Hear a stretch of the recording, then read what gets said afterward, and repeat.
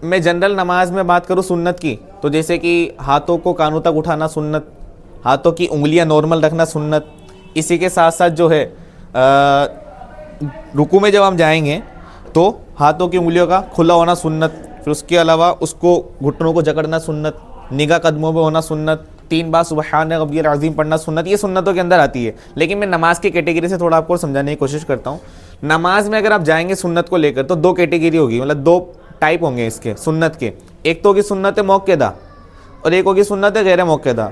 सुन्नत मौक़दा उस सुन्नत को कहते हैं जो नबी पाक से साबित है, और सुन्नत गैर मौक़दा भी उस सुन्नत को कहेंगे जो नबी पाक से साबित है। लेकिन मौक़दा जो है इस पर थोड़ा सख्त हुक्म है, ये करीब बा वाजिब होती है, यानी एनी हाउ आपको वो सुन्नत मौक़दा नमाज को पढ़ना ही होगा। जैसे कि फजर की जो 2 सुन्नत है, जोहर की 4 सुन्नत और 2 सुन्नत है, यानी जोहर की 4 सुन्नत भी सुन्नत मौक़दा है। अगर किसी की छूट जाए तो उसको बाद में पढ़ना होगा। कब पढ़ेगा? 2 सुन्नत पढ़ने के बाद जस्ट 4 पढ़ेगा, फिर 2 रकात नफल पढ़ेगा। ठीक है। मगरिब की 2 सुन्नत और ईशा की 2 सुन्नत, ये गैर मौक़दा है कि मौक़दा है?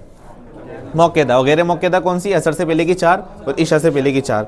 इनका हुक्म है कि अगर भूले से छूट जाए, भूले से छूट जाए, जैसे भूले से छूटने का मतलब कभी कभार लेट हो गए, नमाज का टाइम स्लिप हो गया और हम तो लेट पहुंचे, कभी कभार छूट गई तो माफ़ है। लेकिन इसकी छोड़ने की ही आदत बना लेना तो ये गुनाह लिखा है। फिर सुन्नत गैर मौक़दा को छोड़ने ही की आदत बना लेना, ये क्या है? गुनाह है। और कभी कभार छूट जाए तो माफ़ है। ठीक है। इसके नीचे आती है नफल। नफल नमाज, नफल नमाज का हुक्म ये है कि पढ़ेंगे तो सवाब है, नहीं पढ़ेंगे तो कोई गुनाह भी नहीं है। ये दर्जात की बुलंदी के लिए है। अगर किसी की क़ज़ा नमाज़ें हैं तो नफल पढ़ने से अच्छा है कि अपनी क़ज़ा नमाज़ें पढ़े।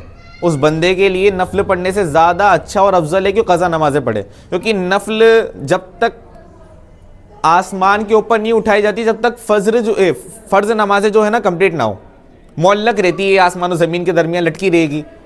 क्यों? क्योंकि इसके फ़र्ज़ पेंडिंग है, क़ज़ा नमाज़ें इसके ऊपर है। तो पहले अपनी क़ज़ा नमाज़ें पूरी करे, फिर उसके बाद चाहे तो नफल नमाज़ पढ़े।